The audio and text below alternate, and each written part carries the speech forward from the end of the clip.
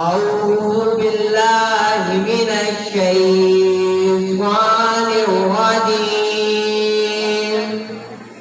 بسم الله الرحمن الرحيم. والتين والزيتون وطور سينين وهذا البلد الأمين.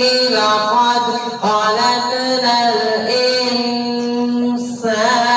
في أحسن تقويم.